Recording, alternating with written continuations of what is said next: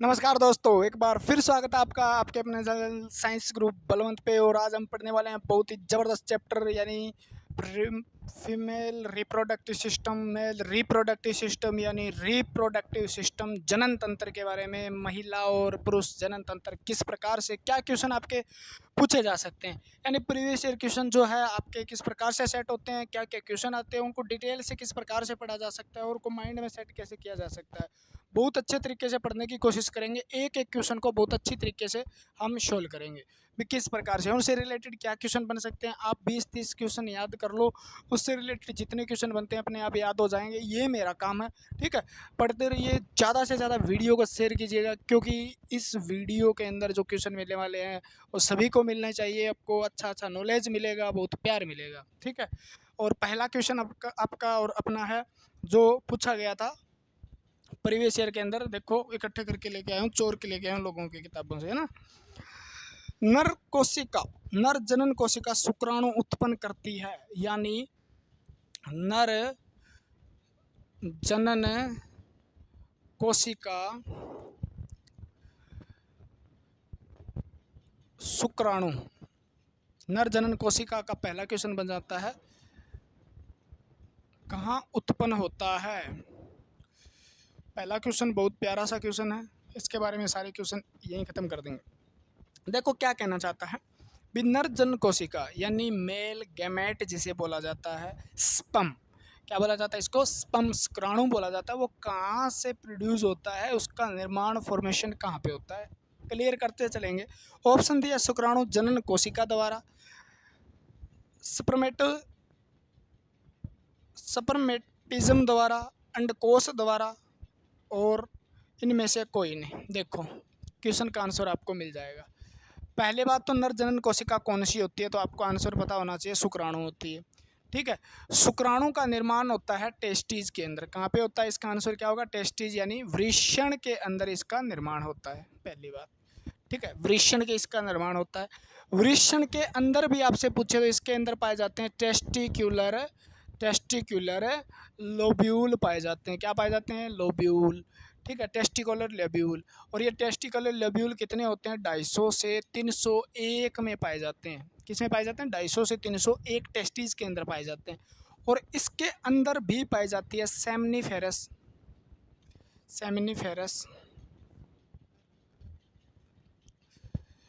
Ferrous tubule, ठीक है। Seminiferous tubule 2 से 3 होती है, इसके अंदर हाईली कोल्ड होती है, यानी बहुत ज़्यादा गुंथी हुई होती है, ठीक है ना। हाईली कोल्ड यानी बहुत गुंथी हुई संरचना होती है, बहुत ज़्यादा गुत्थी हुई संरचना होती है। गुत्थी, वही वाले एक पेल शर्मा वाली गुत्थी है ना, गुत्थी हुई संरचना, बहुत ज़्यादा मतलब एक दूसरे से गुत्थी होती है, यानी वृषण होता है। वृषण के अंदर आपसे पूछ ले कौन से, लोब्यूल में टेस्टिकुलर लोब्यूल पाए जाते हैं।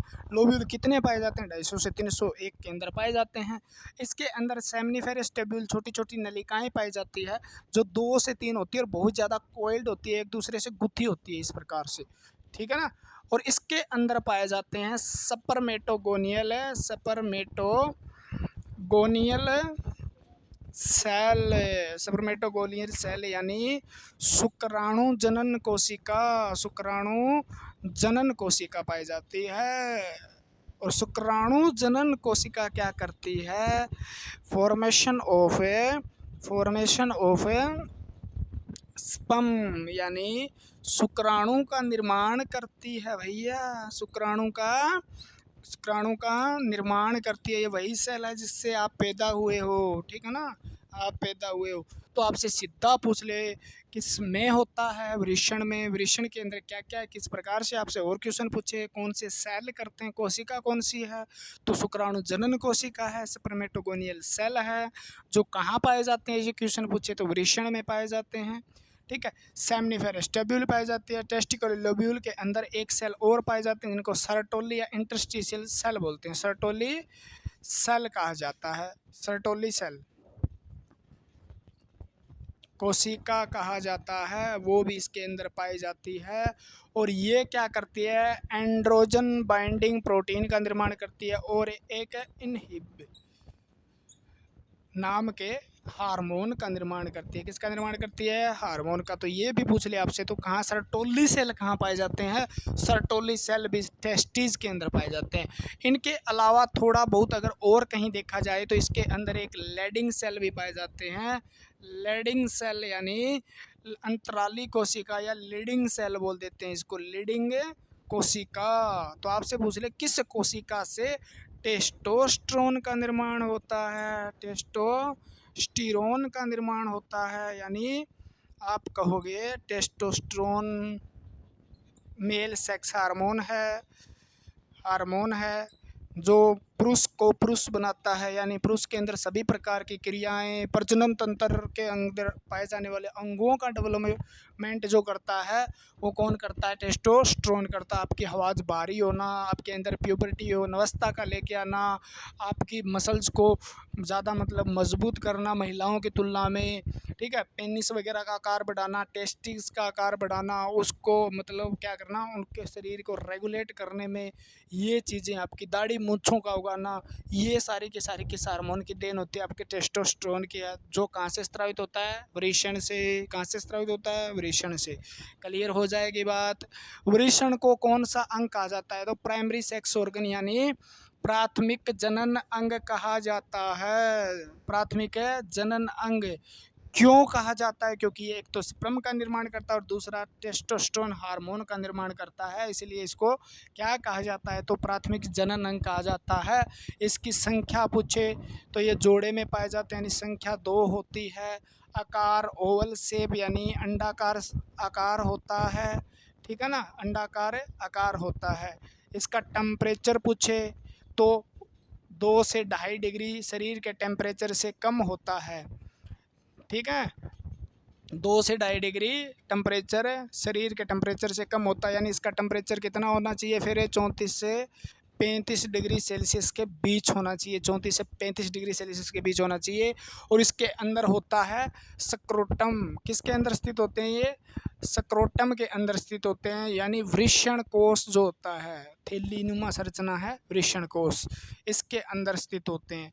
और ये इसके तापमान पर नियंत्रण करने के लिए भी, तापमान पर कंट्रोल करने का काम करते हैं, क्योंकि ज़्यादा तापमान हो जाए तो ये कॉन्ट्रैक्ट्स यानी फैल जाते हैं, अगर तापमान कम हो तो ये श्रिंक हो जाते हैं, यानी कम तापमान की वजह से ये क्या होते हैं? सिकुड़ जाते हैं। तो तापमान पर नियंत्रण करने का काम स्क्रोटम का है। और अगर स्क्रोटम के अंदर टेस्टिस क्या है नहीं घुसते हैं, मान लो डिसेंड नहीं होते हैं, तो इसको क्रिप्टोडिज्म कहा जाता है, ठीक है ना। जो बच्चा और टेस्टिस के अंदर कोई खराबी आ जाती है, काम नहीं कर पा रहे हैं, तो बंदा सरटाइल भी हो सकता है, यानी बांझपन क्या कहोगे आप? नपुंसक कह सकते हो, ठीक है ना। तो ये टेस्टिस बहुत ज़रूरी अंग है पुरुष के लिए, तो इसके बारे में हमें पढ़ना है, टेस्टिस के बारे में, ठीक है।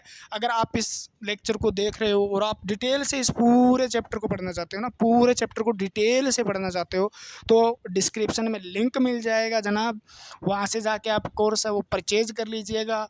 आपकी एक ड्यू की बोतल जितना उसका खर्चा है, लेकिन उसके अंदर इतना है कि वो खर्चा तो कुछ भी नहीं है उसका, लेकिन इतनी जानकारी मिलेगी, आप किसी भी पेपर में बायोलॉजी का क्वेश्चन गलत नहीं होने दूंगा अगर वो कोर्स आपने खरीद लिया तो, ठीक है ना।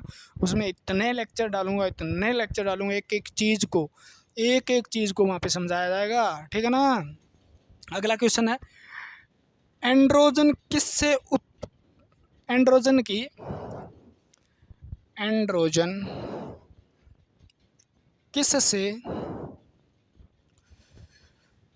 उत्पन्न होता है? ठीक है, क्वेश्चन पूछा एंड्रोजन किसको कहा जाता है? मेल सेक्स हार्मोन जो होता है ना, यानी पुरुष जनन हार्मोन है, उसको एंड्रोजन कहा जाता है, जिसको दूसरे नाम से पुकारा जाता है, जिसका दूसरा नाम क्या है? टेस्टोस्टेरोन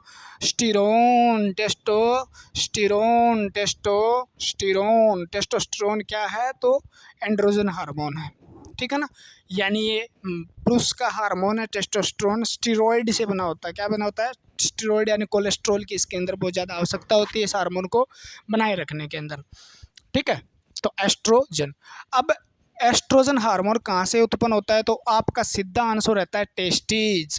कहाँ से होता है? वृषण से होता है। कहाँ से होता है? वृषण से इसकी उत्पत्ति होती है। लेकिन वृषण के अंदर भी अगर कोशिका पूछ ले तो वो कौन सी कोशिका है? लीडिंग कोशिका। लीडिंग कोशिका कौन सी कोशिका? लीडिंग कोशिका। ठीक है ना। तो क्वेश्चन दो तरीके से पूछा जा सकता है। एंड्रोजन हार्मोन है, एंड्रोजन जो हार्मोन है उसकी उत्पत्ति कहाँ से हुई है? उसकी उत्पत्ति कहाँ से होती है? तो उसकी उत्पत्ति होती है लीडिंग कोशिका से, जो कहाँ पाया जाता है? टेस्टिस के अंदर, वृषण के अंदर पाया जाता है। यह पुरुष जनन हार्मोन है, इसको एंड्रोजन या टेस्टोस्टेरोन कहा जाता है। टेस्टोस्टेरोन का निर्माण में स्टेरॉयड हार्मोन है, क्योंकि इसमें स्टेरॉयड की मुख्य भूमिका रहती है। ठीक है। और टेस्टोस्टेरोन हार्मोन, टेस्टोस्टेरोन नाम से ही पता चल रहा है, ये आपके शरीर के अंदर आवाज़ मोटी होना, दाढ़ी मूंछ आना, आपके जनन अंगों का विकास करना, आप में यौवन अवस्था लेके आना, ऐसे कार्य सारे के सारे किसके हैं? टेस्टोस्टेरोन के हैं। शुक्राणु के निर्माण करने में सबसे बड़ी भूमिका निभाता है टेस्टोस्टेरोन। शुक्राणु के निर्माण करने में टेस्टोस्टेरोन सबसे बड़ी भूमिका निभाता है। ठीक है। अगला क्वेश्चन आपका प्यारा सा अच्छा सा, ठीक है, प्यारा सा अच्छा सा, निम्न में से मनुष्यों में पुरुष अंग का हिस्सा है। ठीक है। इनमें से कौन सा? शुक्रवाहिका, ठीक है, वेस डेफरेंस इसका हिस्सा है। गर्भाशय, गर्भनाल, अंडाशय, ये तीनों महिलाओं के होते हैं। शुक्रवाहिका इसका हिस्सा है। तो क्वेश्चन बनता नहीं था, कोई खास आया हुआ है आरआरबी ग्रुप डी में।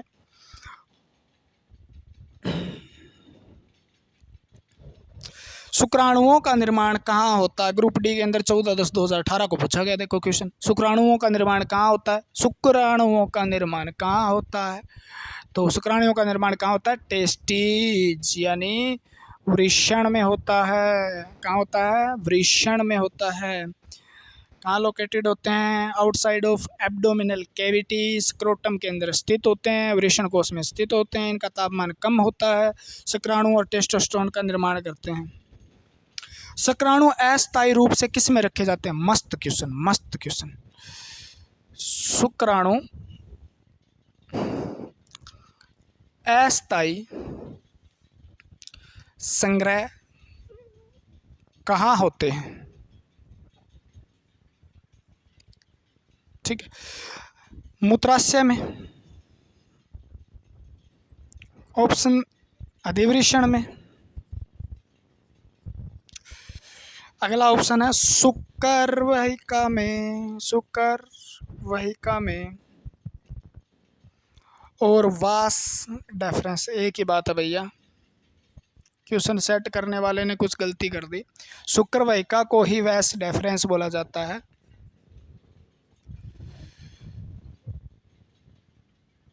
ठीक है। क्या बोला जाता है? वास डेफरेंसिया बोल दिया जाता है। अधिवृषण को एपिडिडाइमस बोला जाता है। एपिडिडाइमस। मूत्राशय को यूरिनरी ब्लैडर बोला जाता है। यूरिनरी ब्लैडर मूत्राशय को। तो मूत्र अस्थायी रूप से स्टोर होता है ना, यूरिन, वो तो मूत्राशय के अंदर होता है। लेकिन इसका क्वेश्चन का आंसर अगर थोड़ा सा अच्छे डीप से जाके देखा जाए, तो अगर सीधा क्वेश्चन देखा जाए तो यहाँ पर क्या होते हैं? स्टोर होते हैं कुछ समय के लिए। अधिवृषण में क्या होते हैं? स्पर्म स्टोर होते हैं। टेम्परेरी स्टोरेज कह सकते हो इसको, टेम्परेरी रूप से स्टोर होते हैं, यानी शॉर्ट टाइम के लिए आप कह सकते हो, या बहुत कम समय के लिए स्टोर होते हैं। ठीक है। और इसके बाद ये और क्या काम करता है? तो यहाँ पर जाके मैच्योर भी होते हैं। स्पर्म क्या होते हैं? परिपक्व भी होते हैं, यानी वो एक्टिव होने का काम। यहाँ पर फर्टिलाइजिंग पावर भी इनकी इंक्रीज की जाती है, यानी जो निषेचन की क्रिया है वो करने के लिए इनको पावरफुल भी बनाया जाता है। अगर आपने मतलब सेक्सुअल इंटरकोर्स नहीं किया या मीटअप वगैरह नहीं किया, ठीक है, तो यानी सेक्स नहीं किया, संभोग नहीं किया, तो इनको रीअब्जॉर्प्शन करने का काम भी करता है। रीअब्जॉर्प्शन यानी ये पुनः आपकी बॉडी के अंदर अवशोषित हो जाते हैं। पुनः अवशोषित करने का काम भी एपिडिडाइमस करता है, ठीक है ना, एपिडिडाइमस। तो दोनों वृषण जो होते हैं उन्हें एक एक पाया जाता है, यानी ये क्या पाए जाते हैं, जोड़े में पाया जाता है। किसमें, जोड़े में, दोनों में एक एक यानी एक जोड़ा पाया जाता है, संख्या 2 होती है। क्लियर होनी चाहिए आपकी, ठीक है ना। तो स्टोर कौन करता है, परिपक्व कौन करता है, रीअब्जॉर्प्शन कहाँ से होता है, क्वेश्चन पूछे तो आपका आंसर रहेगा अधिवृषण। जैसे ये वृषण है मान लो, और इसका इस प्रकार से आपके बाहर भाग दिखाई देता है जिसको हम अधिवृषण कहते हैं, और इसके आगे की नलिका को हम शुक्र वाहिनी कहते हैं। क्या बोलते हैं, शुक्र वाहिनी, आपको पता होना चाहिए। वैस डेफरेंस कहते हैं इसको, टेस्टिस कहते हैं, टेस्टिकल कहते हैं, एक टेस्टिस को टेस्टिकल कहते हैं, इसको अधिवृषण कहते हैं, ठीक है ना। अब देखो अधिवृषण और अधिवृषण वास डेफरेंस, यहाँ पे एक ग्रंथि जुड़ी होती है जिसको सेमिनल वेजिकल यानी शुक्राशय कहा जाता है। अब इससे आगे जब ये यहाँ पे चली जाती है और इधर से दूसरी आती है और इधर से मूत्र मार्ग आता है मान लो, तो यहाँ पर एक ग्रंथि होती है जिसको प्रोस्टेट ग्लैंड कहते हैं, प्रोस्टेट ग्रंथि, और यहाँ पे यूरेथ्रा के यहाँ पर जुड़ी होती है उसे 2 ग्रंथि, बल्बो यूरेथ्रल या कोपर्स ग्लैंड कहा जाता है, कोपर्स ग्रंथि। और इसका यूरेथ्रा मूत्र मार्ग कहा जाता है, इसके चारों ओर फैला होता है, उसको पीनिस कहा जाता है, इस प्रकार से, ठीक है ना, उसको पीनिस कहा जाता है। इसको यूरेथ्रल ओरिफिस यानी मूत्र मार्ग, ये पीनिस होता है यानी, ठीक है। इसके आगे वाले ग्लैंस पीनिस कहा जाता है, आपको पता होना चाहिए, ठीक है। उसके ऊपर स्किन होती है, उसको फोर स्किन कहा जाता है, ठीक है। तो यहाँ से टेस्टिकल से निर्माण होता है किसका, शुक्राणु का, यहाँ पर आके स्टोर हो जाता है, मैच्योर होता है। इसके बाद यहाँ से होता सेमिनल वेजिकल के माध्यम से कुछ फ्लूइड सीमन तैयार हो जाता है, प्रोस्टेट ग्लैंड, और इनके द्वारा वीर्य का तैयार हो जाता है। वीर्य के अंदर ये शुक्राणु जाते हैं और पिनिस के माध्यम से वेजिनल जो कैनाल है उसके माध्यम से क्या है, गर्भाशय तक पहुंचते हैं। यूट्रस और फ्लोपियन ट्यूब में जाके फर्टिलाइजेशन यानी निषेचन करने का काम करते हैं। तो इस प्रकार के क्वेश्चन आपसे पूछे जा सकते हैं। अगर इसको काट के मान लो, इसको यहाँ से काट दिया और इसको बांध दिया तो उस क्रिया को नसबंदी कहा जाता है, फर्टिलाइजेशन कहा जाता है, यानी नसबंदी कहा जाता है,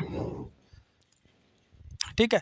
तो पुरुष नसबंदी को क्या कहा जाता है, क्वेश्चन ये पूछा जाता है आपसे, पुरुष नसबंदी यानी किसको काटा, वैस डेफरेंशिया काटा, यानी वैस डेफरेंशिया काटा। तो वैस डेफरेंशिया काटा तो वैसेक्टोमी बोल दिया, टोमी का मतलब काटना होता है, ठीक है, वैसेक्टोमी। तो वैसेक्टोमी क्या है, पुरुष नसबंदी है जिसके बाद स्पर्म कहाँ नहीं जा पाएंगे, आपके वीर्य के अंदर नहीं जा पाएंगे, और बंदा क्या है, कभी भी पिता नहीं बन सकता। इसके बाद परमानेंट क्या करता है, ये परमानेंट स्पर्म को क्या करता है, रोकने का काम करता है। क्लियर हुई बात, ये बात। तो वैस डिफरेंस क्या है कि जो शुक्र वाहिका यानी शुक्राणुओं को कहाँ तक से, एपिडिडाइमस से यूरेथ्रा तक ले जाने वाली जो नलिका होती है उसको कहा जाता है, ठीक है, ठीक है क्या। अगला क्वेश्चन आपका देखो, कितने क्वेश्चन करवा रहा हूँ यार, फर्ज बनता है ना आपका, शेयर कर दिया करो, लाइक कर दिया करो, कमेंट करके बता दिया करो और कैसा पढ़ा रहा हूँ, है ना। इतने कंजूस मत बनो भैया, क्या लेके जाओगे, क्या लेके आए थे भैया, डिम्ब के साथ, डिम्ब के साथ शुक्राणु का निषेचन कहाँ होता है, कहाँ होता है। ऑप्शन है गर्भाशय में, अंडाशय में, ऑप्शन है फलोपियन ट्यूब में,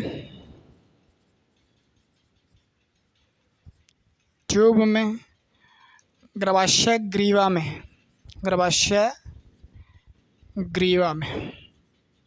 ठीक। मादा जनन अंग के हिस्सा है अंडाशय, गर्भाशय, फ्लोपियन ट्यूब, गर्भाशय ग्रीवा, vaginal opening, vaginal cervical canal, उसके बाद वेजाइना, योनि, एक्सटर्नल जेनेटेरिया यानी बाह्य जनन अंग जिसमें लीबिया मेजोरा, लीबिया माइनोरा ये वगैरह वगैरह आती है, क्लाइटोरिस, हाइमन वगैरह, ये इसके जनन अंग के हिस्सा हैं, ठीक है। लेकिन शुक्राणु और डिम्ब, डिम्ब को दूसरा नाम क्या दिया जाता है, देखो यहाँ पे आपको सारे नाम पता होना चाहिए। डिम्ब, डिम्ब का दूसरा नाम अंडाणु होता है और इसको एग भी कहा जाता है, इसको ओवा भी कहा जाता है और इसको ओवम भी कहा जाता है, ठीक है ना। शुक्राणु को स्पर्म या नर जनन कोशिका कहा जाता है, ठीक है। निषेचन को इंग्लिश में फर्टिलाइजेशन कहा जाता है। अब पहले तो आपको फर्टिलाइजेशन होता क्या है ये पता होना चाहिए, ठीक है ना।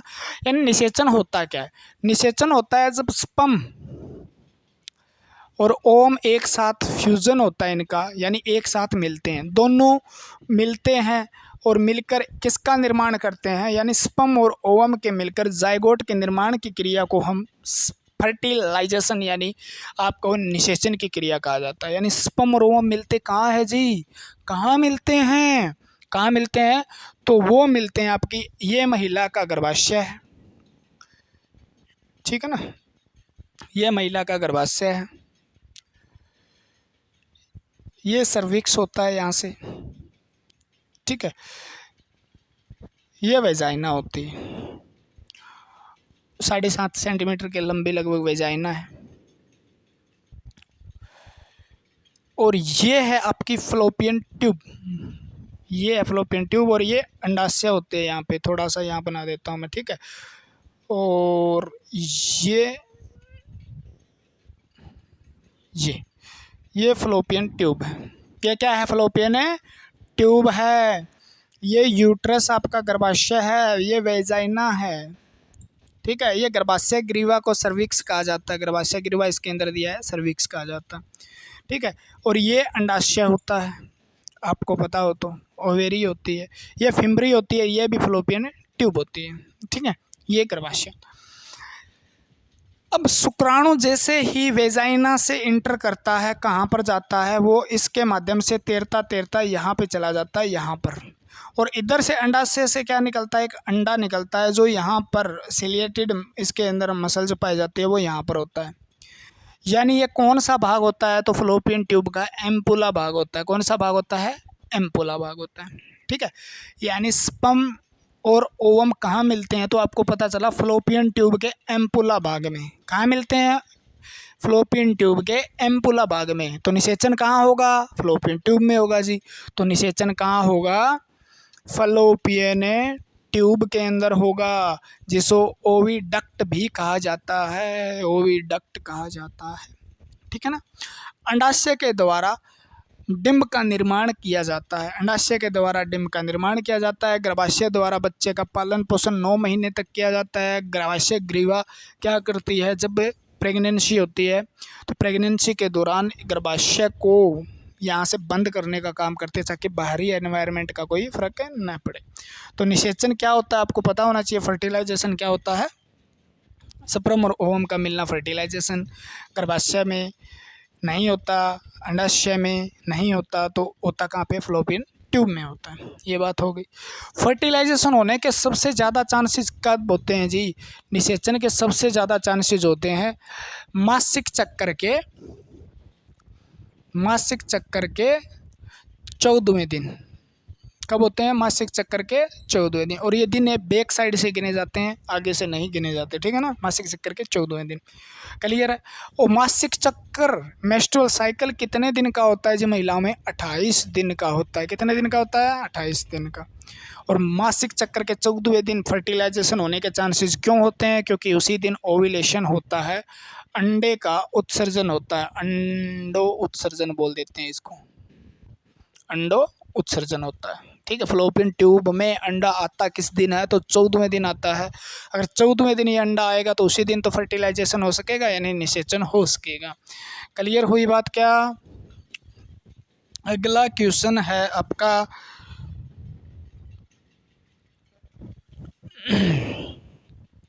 निषेचन के बाद एक कोशिका का निर्माण होता है, उस कोशिका को क्या कहा जाता है, अंडाशय नहीं कहा जाता, आपको पता है, युग्मनज क्या कहा जाता है उसको हिंदी में, युग्मनज। यानी निषेचन हुआ, फर्टिलाइजेशन हुआ, ओवम मिला और आपका शुक्राणु स्पर्म मिला, दोनों जब मिलेंगे तो किसका निर्माण होगा? तो युग्मनज यानी जाइगोट का निर्माण होगा। किसका निर्माण होगा? जाइगोट का निर्माण होगा। ठीक है ना।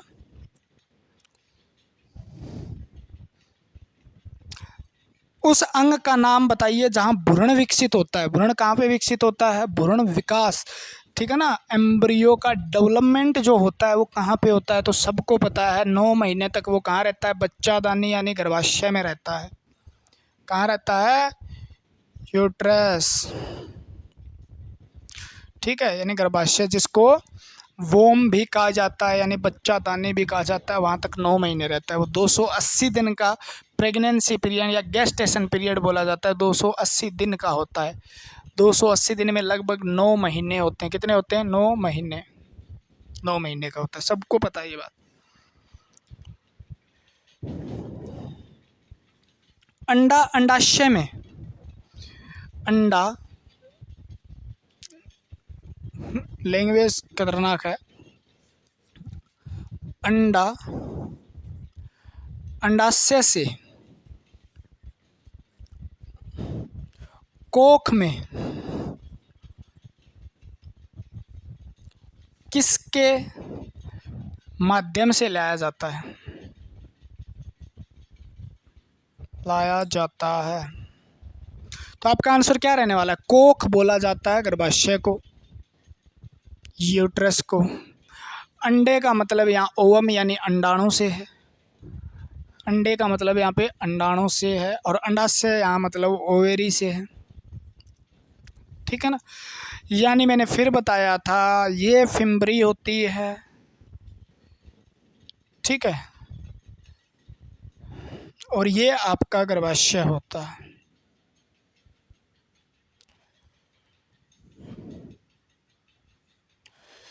ठीक है, ये गर्भाशय होता है।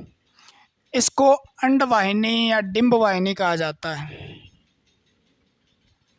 और यहाँ पर अंडाशय होता है। दोनों टच नहीं होते, ठीक है, यहाँ पर अंडाशय होता है, ये टच नहीं होता। मान लो ये गर्भाशय, तो इसको कोख कहा जाता है। तो यहाँ से जब अंडे का उत्सर्जन होता है तो ये फिम्बरी के द्वारा कैच किया जाता है, हाथनुमा आकृति मान लो है, कैच किया जाता है। कैच करने के बाद ये अंडा यहाँ से होता होता होता होता होता होता होता होता होता होता यहाँ पर आता है। तो किसके माध्यम से आता है? अंडवाहिनी के माध्यम से आता है, फलोपियन ट्यूब के माध्यम से आता है। किसके माध्यम से आता है? फलोपियन ट्यूब के माध्यम से आता है। पुरुष का प्राथमिक जनन अंग कौन सा है? तो पुरुष का प्राथमिक जनन अंग पहले क्वेश्चन में करवा दिया था। पुरुष का प्राथमिक जनन अंग कौन सा है? तो आप कहोगे जी प्राथमिक जनन अंग है वृषण। महिला का प्राथमिक जनन अंग है अंडाशय। महिला का प्राथमिक जनन अंग अंडाशय, और पुरुष का प्राथमिक जनन वृषण।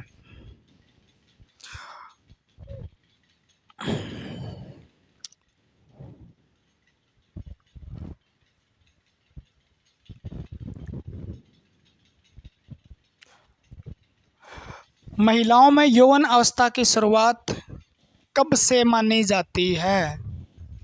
ठीक है ना। महिला में यौवन अवस्था किसकी बात कर रहा है? महिला में यौवन अवस्था की शुरुआत कब से मानी जाती है? शुरुआत कब से मानी जाती है? तो इसके अंदर ऑप्शन दिया है, रजोनिवृत्ति, महावारी, किशोरावस्था, रजोदर्शन। ठीक है, देखो तीनों के अलग अलग नाम है। ऑप्शन दिया है रजोनिवृत्ति, बता देता हूँ मैं आपको। रजोदर्शन ग्रुप RRB ALP में आया था 31/8/2018 को। महावारी किशोरावस्था। किशोरावस्था का मतलब एक ये यौवन अवस्था, किशोरावस्था, ठीक है ना, अडल्टनेस। रजोनिवृत्ति को हिंदी में तो रजोनिवृत्ति यानी मेनोपॉज बोला जाता है इसको मेनार्की बोला जाता है, और इसको मेंसेज कहा जाता है, आपको पता हो तो। इसको अडल्टनेस, इसका कोई चक्कर ही नहीं है। यानी महिला में यौवन अवस्था शुरुआत होती है यानी पहले मेंसेस से। पहला मेंसेस जो होता है यानी पहले जब ब्लीडिंग होती है पहली बार, वो होती है मेंस्ट्रुअल साइकिल का मतलब जब पहली बार मेंस्ट्रुअल साइकिल स्टार्ट होता है महिला में, तो आपका पहला जो साइन होता है वो क्या होता है, मेंसेस यानी ब्लीडिंग होती है। तो पहली बार जो ब्लीडिंग होती है, पहला जो क्या होता है, माहवारी होती है, मेंसेस होता है, उसको कहा जाता है मेनार्की यानी फर्स्ट पीरियड जो होता है उसको क्या बोला जाता है, रजो दर्शन। तो आपकी शुरुआत का पहला मेंसेस कहलाता है रजो दर्शन। ठीक है, वो शुरू हो जाता है आपका 13 वर्ष की उम्र में, लगभग 13 वर्ष की उम्र में। ठीक है, तो उसे यौवन अवस्था का काल कहा जाता है, उसके बाद के काल को। ठीक है, मेनोपॉज होता है 50 साल प्लस की उम्र में, 50 से 55 वर्ष की उम्र में, जब महिला का आखिरी लास्ट या अंतिम पीरियड बोल सकते हो मेंसेस होता है। मेंस्ट्रुअल साइकिल का लास्ट चक्कर जो है उसको बोला जाता है मेनोपॉज यानी लास्ट को, जिसके बाद महिला प्रेग्नेंट नहीं हो सकती, उसके अंदर ओवम वगैरह उनका सिक्रेशन नहीं होता यानी रिलीज वगैरह नहीं होता, उनको मेंसेस वगैरह नहीं होती। तो ये काल क्या होता है, रजो निवृत्ति होती है।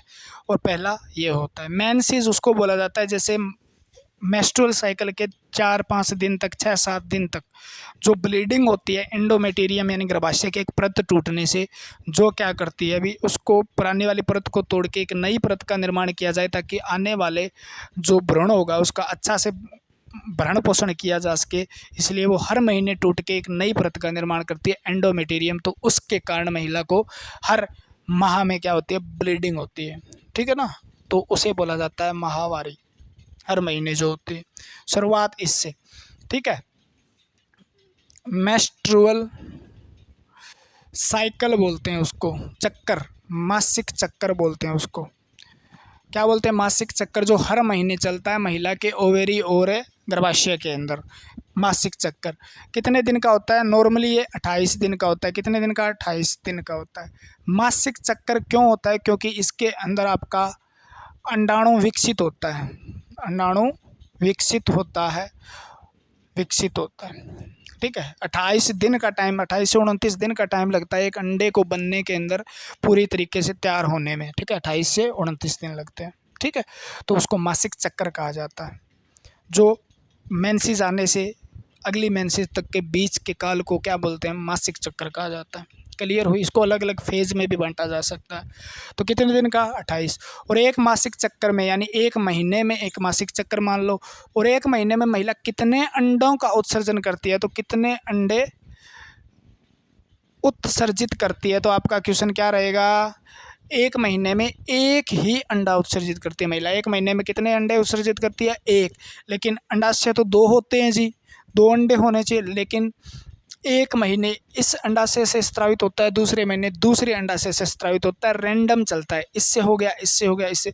कभी कभार दोनों ओवेरी अंडे रिलीज कर दे, मान लो दोनों अंडे भेज दे, तो उससे क्या हो जाता है, तो उससे आपका जुड़वां बच्चा पैदा हो सकता है। उससे क्या हो सकता है, जुड़वां बच्चा पैदा हो सकता है, दोनों ओवेरी के द्वारा अंडा उत्पन्न करने पर। ठीक है, कभी कभार होता है, नॉर्मली ये नहीं होता। ट्विंस उसी का कारण है।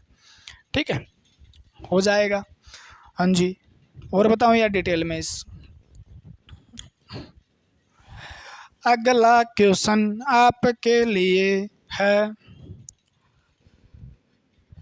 यानी महिलाओं में 13 वर्ष की उम्र में क्या हो जाता है, 13 वर्ष की उम्र के अंदर में मेंस्ट्रुअल साइकिल आना शुरू हो जाता है। उसके बाद जैसे स्तन ग्रंथियों का विकास हो जाता है, उसके बाद महिला माँ बनने योग्य हो जाती है, अंडों का उत्सर्जन होना शुरू हो जाता है, जनन अंगों पे बाल उगना, हाथ के नीचे बाल उगना, उनकी जो बुटक मसल कह सकते हो आप, पेल्विस मसल्स या पबिक मसल बोल देते हैं, उन मसल्स का ज़्यादा डेवलप होना, ब्रेस्ट वगैरह यानी स्तन ग्रंथियों का विकास होना, ये चीज़ें, आवाज़ का पतला होना, मतलब हाई पिच की आवाज़ होना, तो ये चीज़ें बताती है अभी उसके अंदर यौवन अवस्था आ गई, यानी लड़की क्या हो गई है, जवान हो गई है, सिंपल भाषा में कही तो।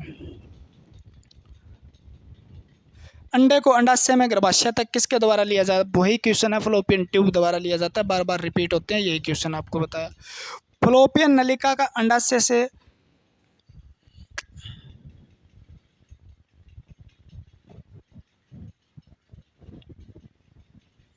एक स्वस्थ महिला अपने जीवन काल में कितने अंडों का उत्सर्जन करती है, यानी एक स्वस्थ महिला है, मान लो स्वस्थ महिला, स्वस्थ महिला, वो कहता है अपने जीवन काल के अंदर वो कितने अंडों का उत्सर्जन करती है। तो अपने जीवन काल में कितने अंडाणु जो है उनका स्त्रावण करती है, तो वो 400 से लेकर 500 के बीच में करती है। 400 से लेकर 500 अंडों का उत्सर्जन करती है बस, ठीक है। 400 से 500, अगर 400 और 500 दोनों ऑप्शन में है तो 400 लगाना आप भी। एक जीवन काल के अंदर यानी 13-14 से लेकर 50 वर्ष की उम्र में आप महीने काउंट कर लो, एक महीने में एक अंडा होता है, यानी लगभग कितनी उम्र हो गई, लगभग 50 में से 10 निकाल दो, 40 हो गई, 40 में से 3 और निकाल दो, 37 हो गई, 37 को 13 से गुणा कर लो, ठीक है ना, 13 से गुणा कर लो। तो 400 और 500 के बीच के अंदर वो क्या करती है, इतने ही अंडों का स्त्रावण करती है। क्लियर हुई बात, ठीक है। कितने का, इतने का।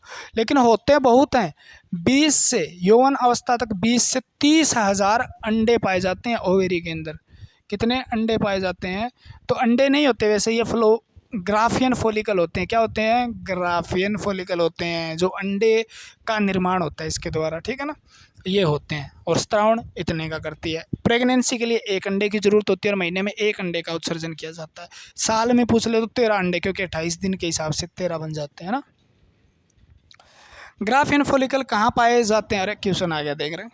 Graafian follicle, Graafian follicle, Hindi में ग्राफियन फॉलिकल लिखा है, कहाँ पाए जाते हैं, तो ग्राफियन फॉलिकल आपके ओवेरी के अंदर होते हैं। कहाँ होते हैं, ओवेरी के अंदर होते हैं, अंडाशय के अंदर पाए जाते हैं, ठीक है।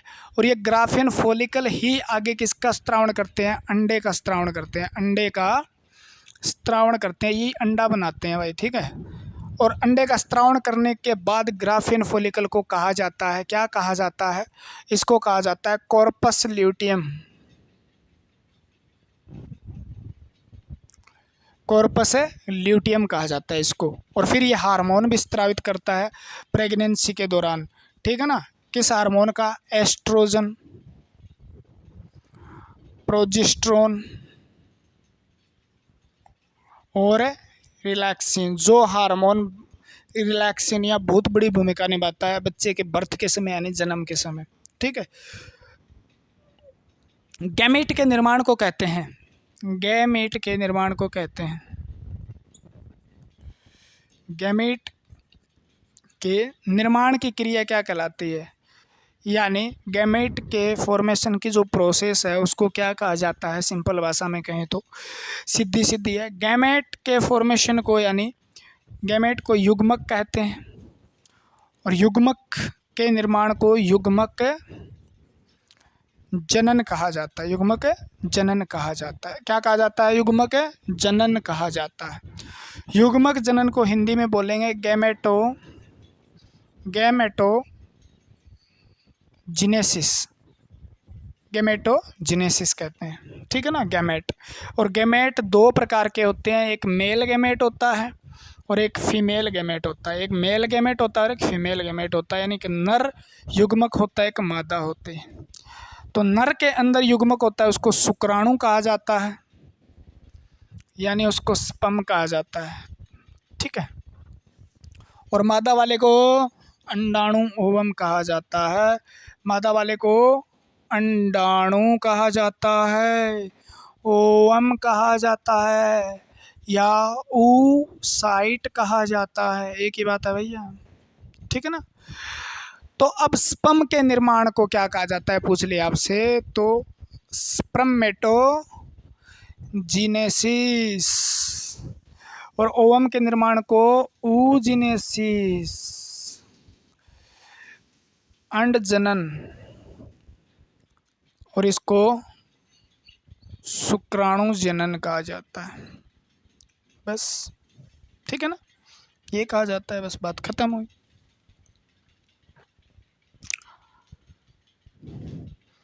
सर्टोली कोशिकाएं कहाँ पाई जाती है, सर्टोली कोशिकाएं कहाँ पाई जाती है, तो आपका आंसर क्या रहना चाहिए, क्योंकि आपको पहले ही बता दिया गया है। सर्टोली कोशिका कहाँ पाई जाती है, टेस्टिस के अंदर, वृषण के अंदर पाई जाती है। सर्टोली कोशिका वृषण, वृषण क्या है, प्राथमिक जनन अंग है पुरुष का, ठीक है। तो वृषण इसके अंदर ऑप्शन है, तो वृषण में पाई जाती है। ठीक है। वृषण में भी टेस्टिकुलर लोब्यूल में, टेस्टिकुलर लोब्यूल के अंदर सर्टोली होती है। सर्टोली का काम क्या है, तो ABH ABP androgen binding protein का निर्माण करना और इनहिबिन का निर्माण करना, दोनों बहुत बड़ी भूमिका निभाते हैं।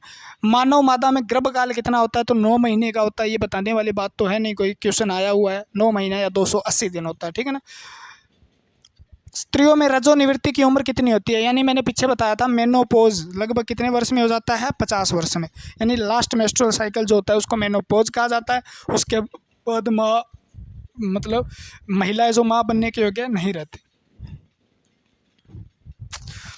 नर हार्मोन की उत्पत्ति कहाँ से होती है, नर हार्मोन को क्या बोला जाता है, टेस्टोस्टेरोन कहा जाता है, यानी एंड्रोजन हार्मोन कहा जाता है। नर हार्मोन को एंड्रोजन या टेस्टोस्टेरोन हार्मोन कहा जाता है। उसकी उत्पत्ति कहाँ होती है, पहले ही बता दिया, टेस्टिस यानी वृषण के अंदर होती है। कहाँ होती है, वृषण। और वृषण में कौन सी कोशिकाएं करती है, लीडिंग सेल करते हैं, लीडिंग सेल करते हैं। क्या उनके लीडिंग सेल। मादा प्रजनन कोशिका को क्या कहते हैं, अब लिख ही रखा है, मादा प्रजनन कोशिका को क्या कहते हैं, तो ये मेल रिप्रोडक्टिव सेल होता है जिसको अंडाणु कहते हैं। ये क्या है, ये फीमेल रिप्रोडक्टिव सेल है, रिप्रोडक्टिव सेल है, यानी मादा प्रजनन या मादा जनन कोशिकाएं। ठीक है ना। इसी प्रकार अगर आपसे पूछ ले पुरुष जनन कोशिका को क्या कहा जाता है, नर जनन कोशिका, तो नर जनन कोशिका को कहा जाता है शुक्राणु। नर जनन कोशिका को क्या कहा जाता है, शुक्राणु।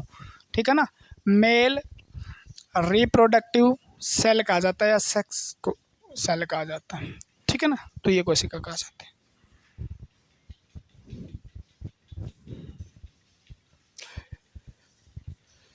एक बात और देख लो, इसमें पूछा है मादा नसबंदी को क्या कहा जाता है, फीमेल फर्टिलाइजेशन को क्या कहा जाता है, तो आपका आंसर क्या होगा, मादा नसबंदी।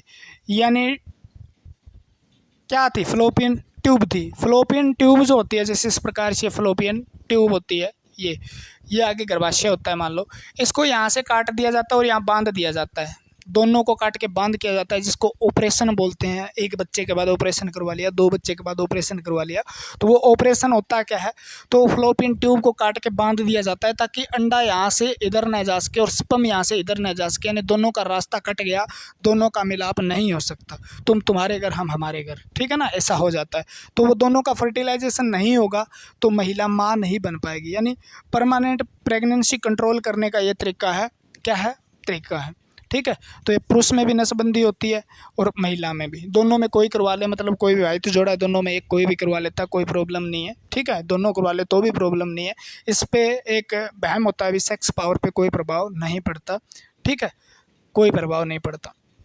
मादा नसबंदी तो ट्यूबैक्टोमी बोलते हैं इसको। क्या बोल दिया, ट्यूब को काट के बांध देना, फ्लोपियन ट्यूब को काट के बांध देना, उसको ट्यूबैक्टोमी कहा जाता है। क्या बोला जाता है, ट्यूबैक्टोमी।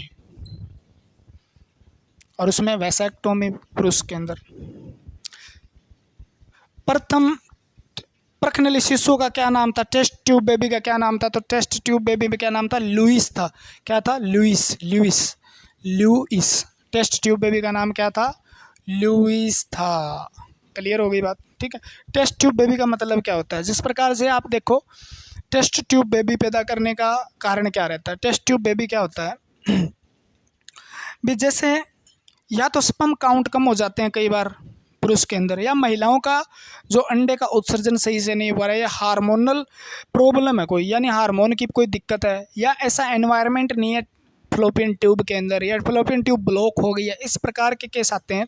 तो उसके अंदर क्या होता है, भी फ्लोपियन ट्यूब ब्लॉक हो गई है या स्पर्म है फ्लोपियन ट्यूब तक पहुंच ही ना पा रहे हैं, यानी वीर्य के अंदर स्पर्म इतने कम है तो वो वेजाइना जो होती है उसके अंदर या गर्भाशय के अंदर ही ख़त्म हो रहे हैं। तो इस प्रकार से, या वो अंडे को भेदने के अंदर सक्षम नहीं है, तो इस प्रकार से क्या किया जाता है, फिर मादा का अंडा लिया जाता है यानी ओवम लिया जाता है और पुरुष का स्पर्म लिया जाता है, और एक फ्लोपियन ट्यूब की तरह एक टेस्ट ट्यूब यानी टेस्ट ट्यूब परखने ली जाती है, जिसके अंदर वो एनवायरनमेंट सेट किया जाता है, वो वातावरण सेट किया जाता है जो फ्लोपियन ट्यूब में होता है, और दोनों का क्या किया जाता है, फर्टिलाइजेशन करवाया जाता है, यानी वो निषेचन करवाया जाता है। उसमें ये नहीं होता भी टेस्ट ट्यूब बेबी में बच्चा किसी और का होता है, जो प्रेम विवाहित जोड़ा है उन दोनों का ही लिया जाता है, एक का ओवम लिया जाता है, एक का स्पर्म लिया जाता है, दोनों को मिलाया जाता है, और 6-7 दिन के बाद उसको क्या कर दिया जाता है, महिला के गर्भाशय में छोड़ दिया जाता है। महिला के गर्भाशय में इम्प्लांटेशन यानी रोपण करवा दिया जाता है। उसके बाद सेम सिचुएशन यानी सेम आधार पे बच्चा गर्भाशय के अंदर तैयार होता है। तो कोई फ़र्क नहीं होता, कोई दिक्कत आ जाती है तो हो सकता है, नेचुरली न हो पाए तो उसको आर्टिफिशियल फर्टिलाइजेशन करवाने का तरीका है टेस्ट ट्यूब बेबी, ठीक है। और वो सबसे पहले जो बनाई गई थी वो लड़की थी लुइस। क्या थी? लुइस। एक सेरोगेसी होता है, मदर मतलब किसी स्पर्म किसी और मदर के गर्भाशय में डाल दिया जाता है, ठीक है ना। ओवम और किसी और के मतलब गर्भाशय किसी का कोख को गोद ले लेना, ऐसी प्रक्रिया होती है, तो वो सेरोगेसी मदर बोला जाता है उसको, ठीक है। ऐसा भी होता है। मानव भ्रूण का हृदय कब स्पंदन करने लग जाता है, यानी मानव के अंदर जो एम्ब्रियो है उसका हृदय कब स्पंदन करने लग जाता है, तो आपको बता दूं 4थे सप्ताह के अंदर, ठीक है ना। कब? 4थे सप्ताह के अंदर, 4th वीक के अंदर हार्ट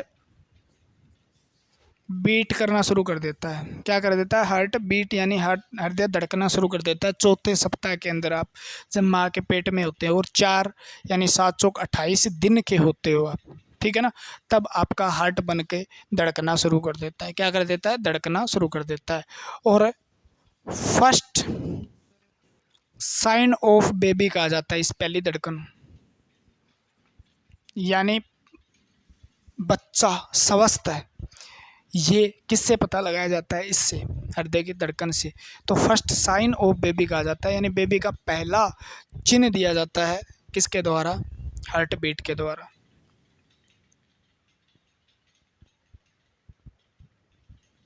गर्भकाल में यानी प्रेगनेंसी में, गर्भकाल में पहले 2 सप्ताह को क्या कहा जाता है? पहले 2 सप्ताह को क्या कहा जाता है? तो उसको कहा जाता है प्रो एम्ब्रियोनिक स्टेज, यानी एम्ब्रियो नहीं है अभी तक वो, ठीक है ना, भ्रूण नहीं है, उसे प्रो एम्ब्रियोनिक स्टेज कहा जाता है, पूर्व भ्रूण अवस्था कहा जाता है, ठीक है। बताता हूँ लो आपको मैं, छोटी सी बात यहाँ क्लियर करते हैं। फर्टिलाइजेशन होता है, जाइगोट का निर्माण होता है, आपको पता है ना, जाइगोट का निर्माण होता है। जैसे ही जाइगोट बनता है तो ये एक कोशिका होती है। क्या होती है? एक कोशिका, और ये कोशिका टोटीपोटेंट सेल होता है, इससे पूरे शरीर का निर्माण होगा, ठीक है ना। अब लगभग 72 घंटे के अंदर अंदर इसके 2 सेल बन जाते हैं, ठीक है। 4 दिन के अंदर, ठीक है ना, क्या बन जाते हैं इसमें? 4 दिन में, लगभग 4 दिन में 8 कोशिका बन जाती है, 4 दिन तक, ठीक है। और 7वें दिन तक 8 से 16 बनेगी, 16 से कितनी बन गई? 32 बनेगी, और 32 कोशिकाओं तक इसको मोरूला कहा जाता है, आपको बता दूं मैं, मोरूला, ठीक है। और 32 से लगभग 100 कोशिकाओं तक इसे कहा जाता है ब्लास्टुला। ब्लास्टुला एम्ब्रियो नहीं कहा जाता है यहाँ पे, ब्लास्टुला कहा जाता है। 100 कोशिका हो जाती है लगभग 7वें दिन तक। कौन से दिन तक है? 7वें दिन तक, यानी फर्टिलाइजेशन निषेचन के 7वें दिन तक क्या हो जाती है? 100 कोशिकाएं हो जाती है।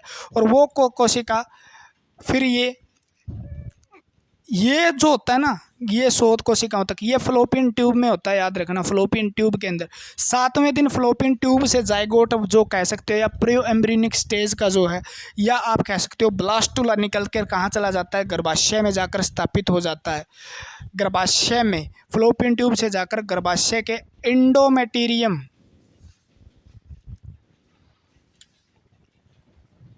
लेयर जो है, आंतरिक परत होती है गर्भाशय की, उससे चिपक जाता है।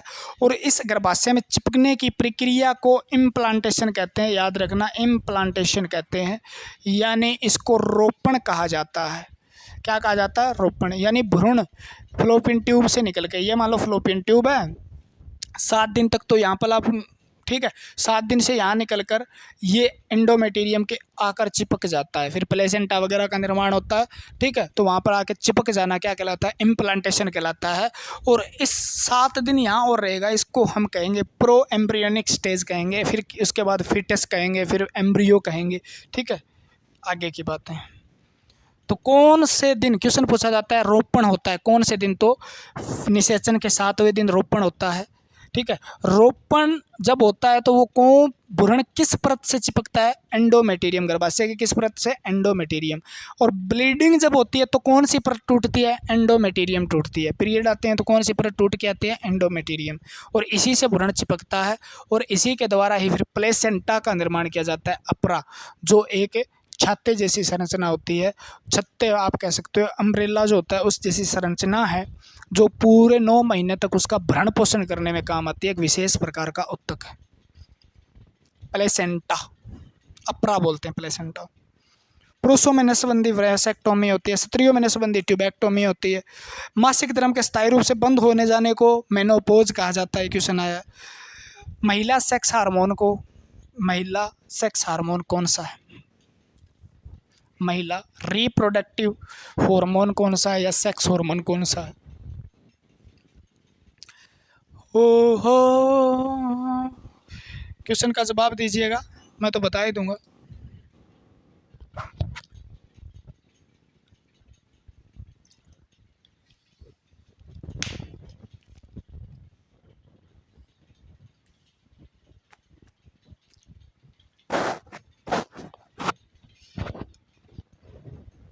ठीक है, हाँ। तो आपका आंसर क्या रहने वाला है, देखो, महिला सेक्स हार्मोन कौन सा है।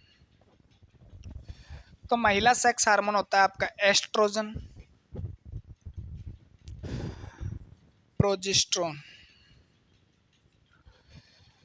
ठीक है ना, एस्ट्रोजन प्रोजेस्टेरोन, ये सेक्स हार्मोन होते हैं। इनको स्टीरॉयड हार्मोन भी कहा जाता है, दोनों को क्या कहा जाता है, स्टीरॉयड हार्मोन कहा जाता है, ठीक है। ये हार्मोन क्या करता है, अंडाणु के निर्माण में सहायक है। किसके निर्माण में, अंडाणु के निर्माण में सहायक है महिला के अंदर। दूसरा, जितने भी लक्षण होते हैं महिला के, प्राथमिक और द्वितीयक लक्षण, उनको बनाने में सहायक है। महिला का विकास करना, बॉडी का विकास करना, स्तन ग्रंथियों का विकास करना, बॉडी पर हेयर वगैरह का आना, ठीक है। उसके बाद जनन अंगों का विकास करना, ओवम का निर्माण करना, उसके बाद गर्भाशय का विकास करना, फ्लोपियन ट्यूब का विकास करना, वेजाइना का विकास करना। तो ये सारी चीज़ें, उसकी आवाज़ को पतली बनाए रखना, ठीक है, मूंछ दाढ़ी न आने देना मुंह पे, तो ये चीज़ें किस हार्मोन के कारण होती है, एस्ट्रोजन हार्मोन के कारण होती है। प्राथमिक सेक्स हार्मोन कहा जाता है, इन्हें प्राइमरी सेक्स हार्मोन भी कहा जाता है। महिलाओं को महिला बनाने के अंदर जो भूमिका रहती है वो एस्ट्रोजन की रहती है। अंडाशय से स्रावित होते हैं दोनों हार्मोन। कहाँ से स्रावित होते हैं, अंडाशय से, बात क्लियर हो, ठीक है। प्रोजेस्टेरोन हार्मोन, एक तो ये प्रेगनेंसी जो होती है ना, प्रेगनेंसी उसको बना के रखने का काम करता है, प्रेगनेंसी बना के रखने का काम करता है। दूसरा आपका मेंस्ट्रुअल साइकिल है, मेंस्ट्रुअल साइकिल यानी मासिक चक्कर है, वो भी इसी के कारण होता है। मासिक चक्कर को नियमित बना के रखने में प्रोजेस्टेरोन हार्मोन का मुख्य भूमिका रहती है, ठीक है। मेंसेस भी इसी का कारण है, ठीक है। गर्भाशय परत जो टूटती है वो इसी के कारण टूटती है, और उसका दोबारा निर्माण भी होता है वो इसी के कारण होता है, प्रोजेस्टेरोन। तो प्रोजेस्टेरोन भी बहुत बड़ी भूमिका निभाता है, किसमें, महिला के अंदर, ठीक है। शिशु के विकास की जानकारी है तो किसका प्रयोग किया जाता है, विकास हो रहा है उसका या नहीं हो रहा, वो किस तरीके से है, तो आपको पता ही होगा भी, बार बार हमें सीटी स्कैन करवाया जाता है। क्या करवाया जाता है, सीटी स्कैन करवाना ज़रूरी होता है, टाइम पे उसके अंदर कोई दिक्कत तो नहीं है बच्चे के अंदर, तो सीटी स्कैन भ्रूण की विकास की जानकारी के लिए। एक्सरे वगैरह नहीं कराए जाते, ठीक है, एंडोस्कोपी तो कहाँ से होगी। मानव में निषेचन की क्रिया कहाँ पर संपन्न होती है, अंडवाहिनी में होती है। बच्चों के लिंग निर्धारण के लिए गुणसूत्र द्वारा होता है। बच्चों का लिंग निर्धारण जो होता है वो किसके द्वारा, कौन से गुणसूत्र द्वारा होता है। ठीक है, अगर आप वीडियो पूरी देख रहे हो तो बहुत महान आदमी हो। ठीक है, और डिस्क्रिप्शन में लिंक भी मिल जाएगा आपको, वहाँ से वीडियो आप वैसे भी देख सकते हो, पूरी कंप्लीट अच्छे से समझाया हुआ है। लिंग निर्धारण यानी सेक्स डिटर्मिनेशन किसके द्वारा होता है। तो मैं आपको बता दूं, निर्धारण धारण धारण धारण निर्धारण, सेक्स डिटर्मिनेशन किसके द्वारा होता है, किसका, बच्चे का। तो आपको पता है पिता जो होता है ना, पिता क्या है, नर है, और नर के अंदर जनन कोशिका है, स्पर्म शुक्राणु है। क्या है, शुक्राणु है। माता आपकी पता है आपको, माता क्या है, मादा है, और मादा तो उसके अंदर जनन कोशिका आपकी ओम यानी अंडाणु है। और आपको यह पता होना चाहिए इसके अंदर 23 गुणसूत्र पाए जाते हैं और इसके अंदर भी 23 गुणसूत्र पाए जाते हैं, दोनों के अंदर। शुक्राणु जो होता है उसके अंदर या तो एक्स पाया जाता है या वाई पाया जाता है, एक्स वाई पाया जाता है। कौन सा गुणसूत्र, 23वां जोड़ा, जिसे ऑटो सोम का, एलोसोम कहा जाता है। ठीक है ना, लिंग निदान करने वाला जोड़ा। और 23वां जोड़ा इसके अंदर अगर होता है तो वो होता है एक्स एक्स होता है, यानी 23वें जोड़े में एक्स एक्स होता है, एक्स वाई होता है। तो एक्स वाई अगर वो शुक्राणु, यानी पुरुष के अंदर 50% शुक्राणु जो होते हैं वो तो एक्स के साथ होते हैं, और 50% शुक्राणु होते हैं वो किसके साथ होते हैं, वाई के साथ होते हैं। ठीक है, लेकिन महिला के केस में ऐसा तो नहीं होता। महिला तो एक अंडे का स्त्रावण करती है, तो वो किसका स्त्रावण करेगी, वो तो एक्स का ही करेगी, क्योंकि दोनों ही एक्स है, तो उनमें 100% ही एक्स होता है। तो महिला का कोई दोष नहीं होता, बच्चा लड़का है या लड़की होने में पुरुष का दोष, पुरुष का भी कोई दोष नहीं होता है, तो नेचुरल फिनोमिना है। ठीक है ना, तो आप कह सकते हो एक्स वाई एक्स एक्स। ठीक है ना, अगर गुण ये मान लो एक्स वाला है और इधर तो हमेशा ओम एक्स वाला ही होगा, या ये मान लो ये स्पर्म है वाई वाला, अगर ये एक्स वाला फर्टिलाइजेशन करे तो आगे तो एक्स ही है, तो 23वां गुणसूत्र क्या हो जाएगा, एक्स एक्स हो जाएगा। होने वाली संतान लड़की होगी, यानी बेबी गर्ल होगी। ठीक है ना, और एक्स अगर एक्स वाई एक्स से करेगा तो होने वाली संतान में एक्स वाई गुणसूत्र होंगे, और एक्स वाई किस में होते हैं, लड़का में होते हैं, बॉयज़ के अंदर होते हैं। ठीक है, तो 23वें गुणसूत्र पर डिपेंड करता है, और लड़का या लड़की होना किस पर निर्भर करता है, पिता पर निर्भर करता है, क्योंकि इसके पास 2 प्रकार के गुणसूत्र हैं। गुणसूत्र के अंदर 2 जोड़ा है जो अलग अलग पाया जाता है, 23वां एक्स और वाई। महिला का इसमें कोई दोष नहीं होता, तो पिता पर निर्भर करता है। 23वां जोड़ा निदान करता है। ठीक है ना, 23वां जोड़ा निदान करता है, लिंग निदान करने वाला या लैंगिक गुणसूत्र भी कहा जाता है 23वें जोड़े को। ठीक है ना, टोटल गुणसूत्र 46 होते हैं, तो पिता पर निर्भर करता है। तो बाकी हम आगे पढ़ेंगे क्रोमोसोम में, ऐसी बातें, बहुत लंबी क्लास हो गई है भैया। ठीक है, आज के लिए फिर इतना ही। पढ़ते रहिए, मुस्कुराते रहिए, शेयर करते रहिए, लाइक करते रहिए, और जीते रहिए अपनी ज़िंदगी। Okay bye.